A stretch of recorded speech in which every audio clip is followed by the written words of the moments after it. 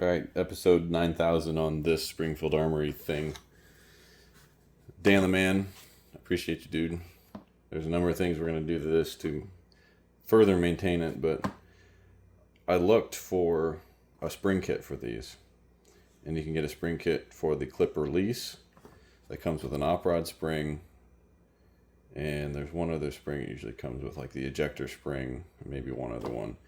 But no clip spring. I didn't even know this thing had a clip ejector spring because I didn't look at the schematic and see it. Numrich has really good schematics on most stuff. I should have gone there first, but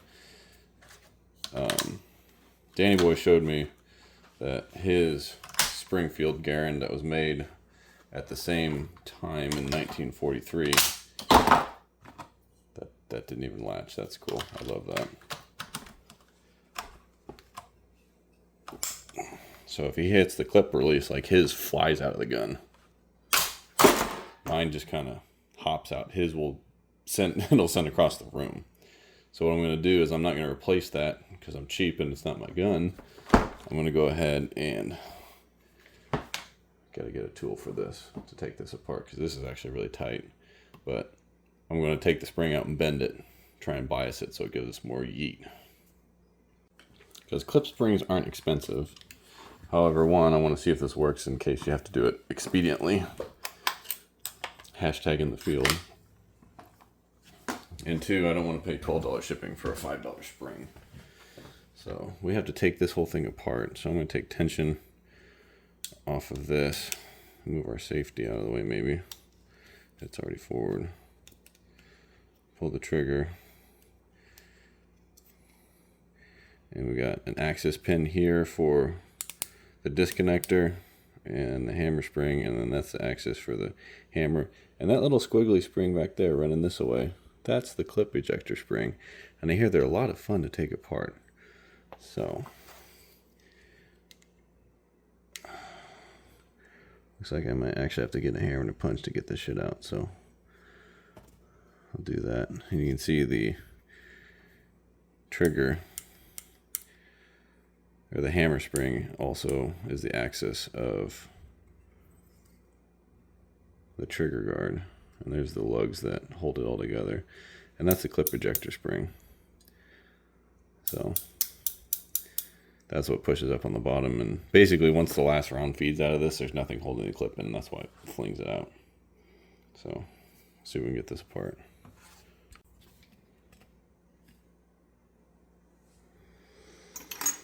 Oh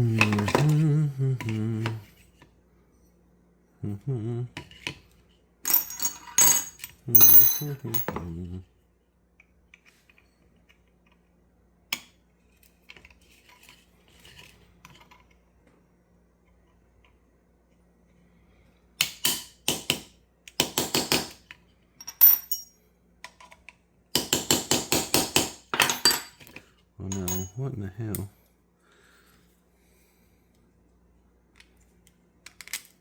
Okay, so that's an itty bitty access pin.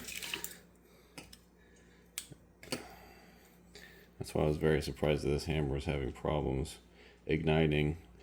If I were to design this, I'd put this hammer bias spring in the middle so it has more torque. At the very bottom, there's no torque at all to send that forward.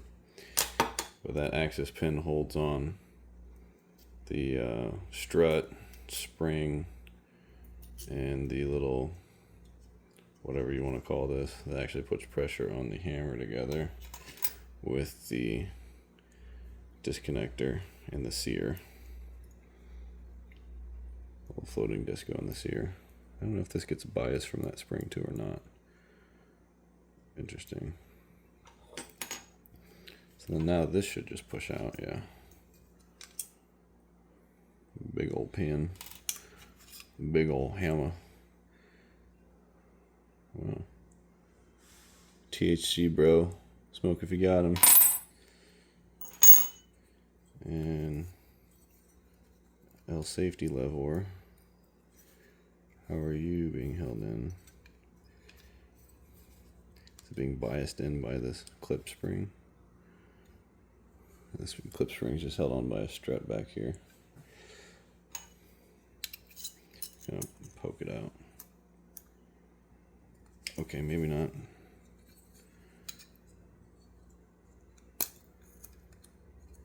So we have to compress this hoe and pull it out.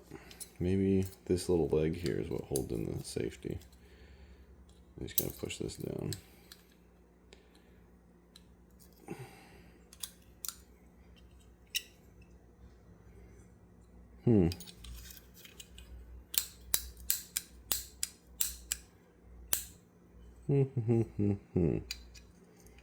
I'd like you to come out, sir.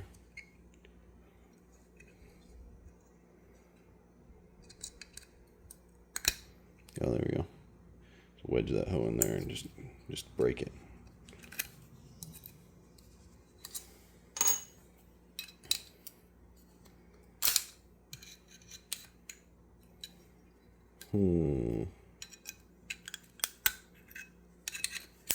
There we go. Just do that. Super easy. And we're just gonna take this. And we're gonna bend it. We're just gonna. If I had opposing pliers like snap ring pliers, you could probably do that. But I'm just gonna go put this in a vise, and we'll measure it to be somewhat scientific. Let's take a look at the profile here. You can see each leg is almost level with each other from the datum. So we got 275 down to 255, and the biggest it's at is 300 thou. This thing is 2 inch 800 thousandths long, and it's a very interesting twist and curve of profiles. Springs are fun to make.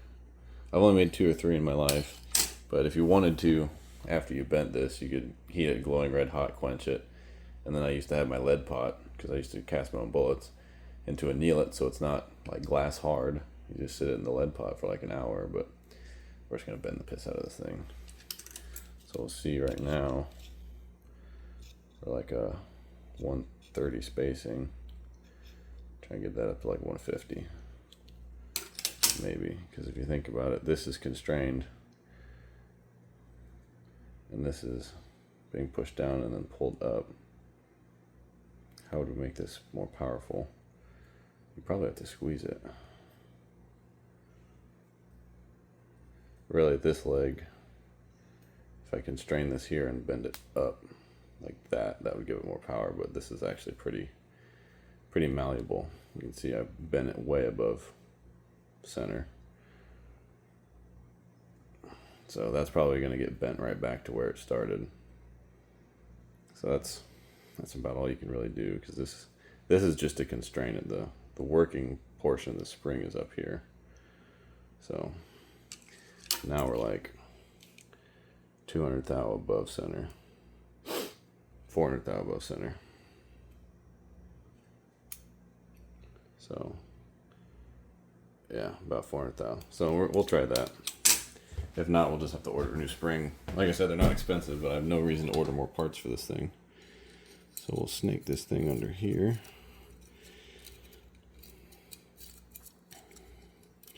Shove it back through the front hole. And then try and get this back on this little nubbins.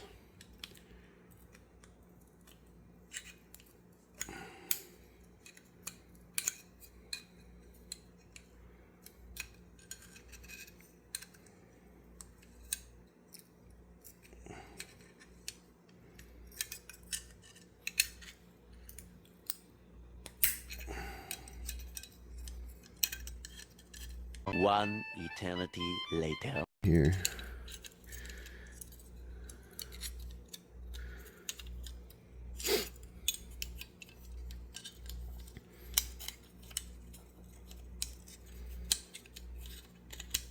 What are you doing, sir?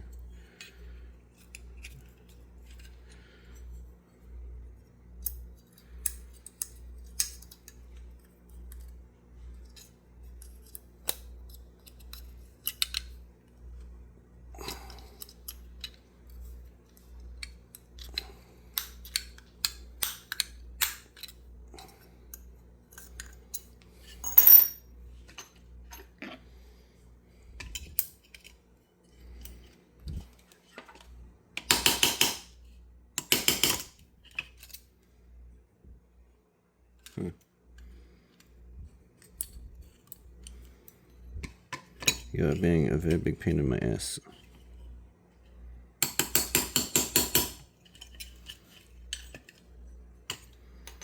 Why are you doing this?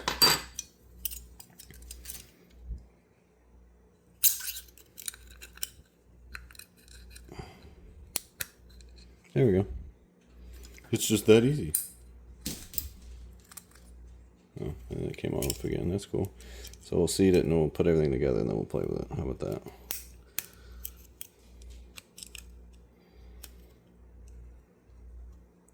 There we go. Now don't breathe wrong. Okay. So now we gotta get this goofy trigger guard back in place and our hammer back in place.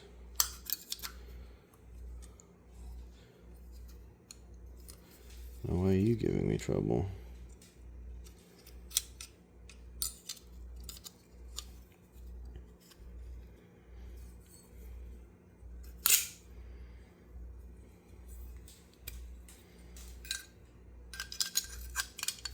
Safety was in the way apparently, I guess.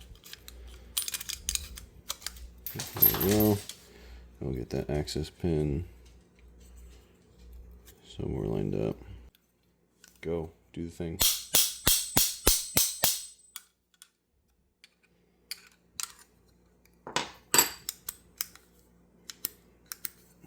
I don't understand.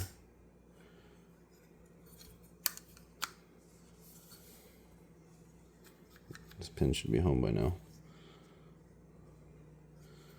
Or did I put it backwards? That would be my luck.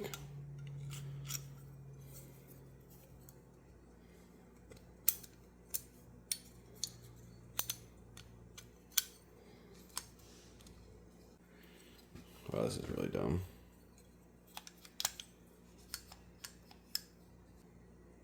There's a lug on the inside of this stupid takedown lever that is impeding the hammer.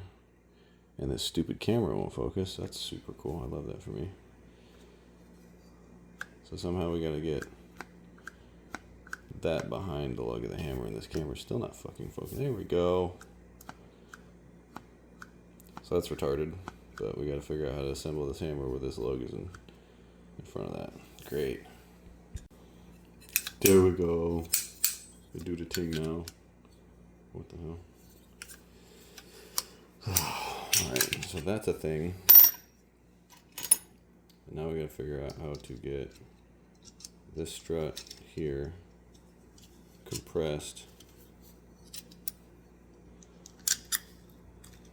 into this spot here. Yeah, I gotta do this in a vise. Compress all that and get our trigger in at the same time. And I gotta push this stupid spring back, because it keeps wanting to pop out of its little recess for whatever reason.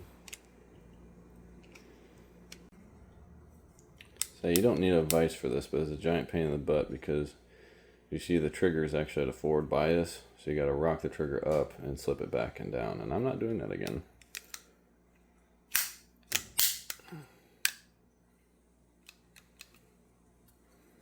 There we go.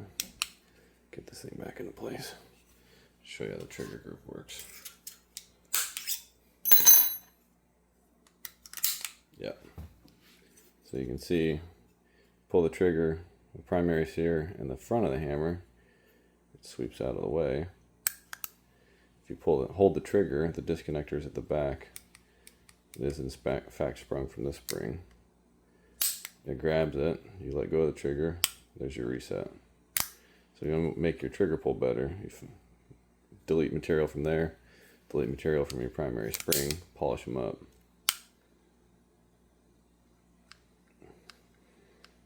And I don't know which is cheaper. I would imagine this piece, the primary series, is cheaper than the hammer, but I would probably delete 10 thousandths of material off of that, and you'd shorten your trigger pull because there's all the take up.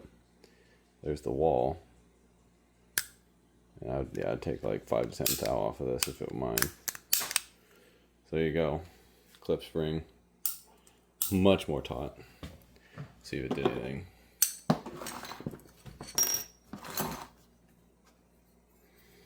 You can see that's how your trigger group stays in place.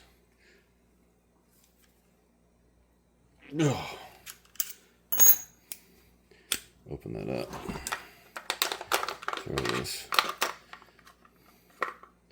Throw this in here. I said throw this in here. There we go. Get it past the trigger. And then I gotta pull this back into that notch.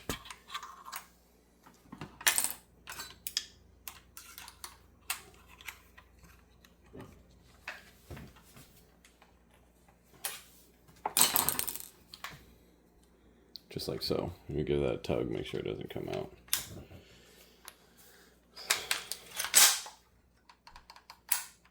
Safety works. That's cool. Let's see if this thing yeets this to home plate now.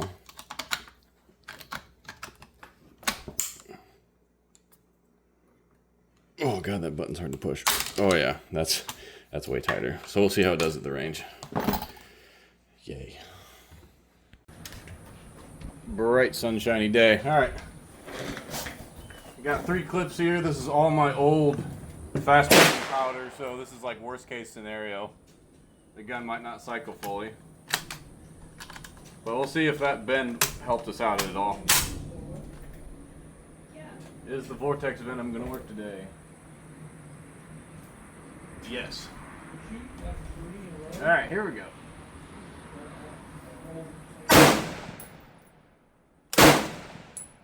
Hang fire.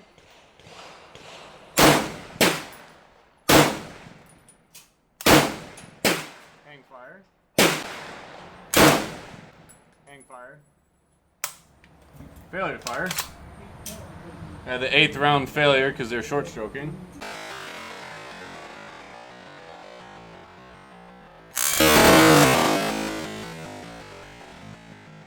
Or the 7th round. Last round. It's okay. It's better than what it was before just sitting the gun.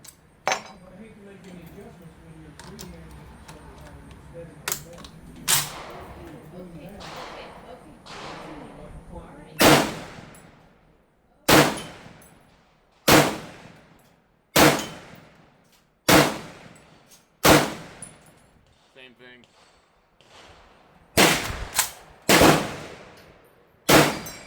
That's a lot better. 7th round. 7th round.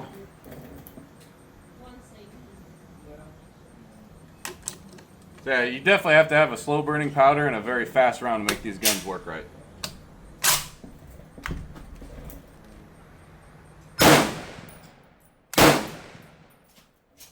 Oh boy. What the hell? That's a malfunction if I've ever seen one.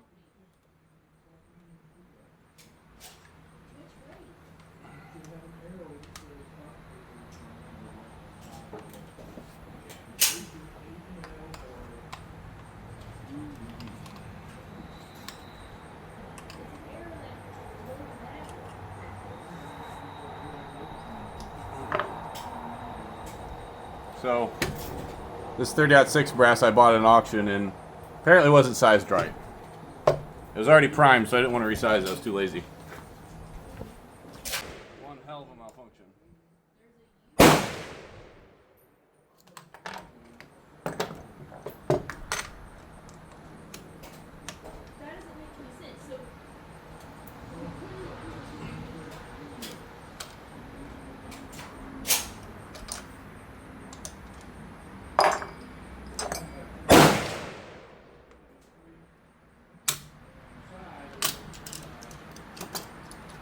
You guys want to do a line? Hell yeah.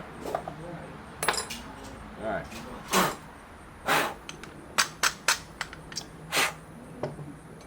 Try this again.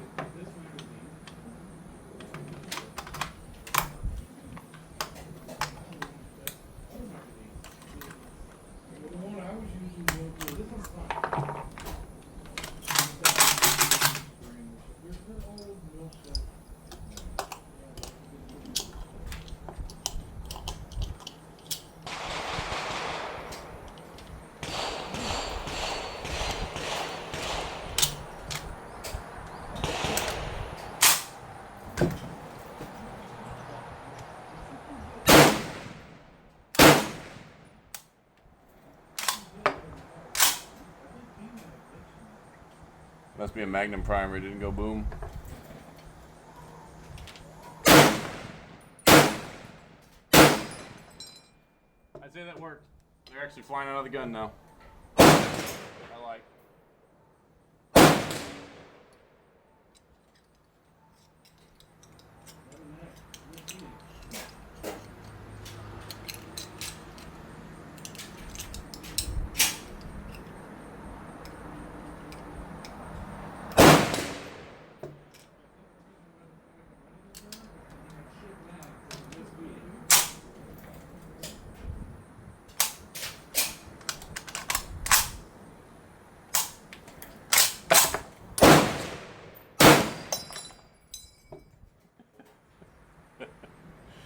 That's funny.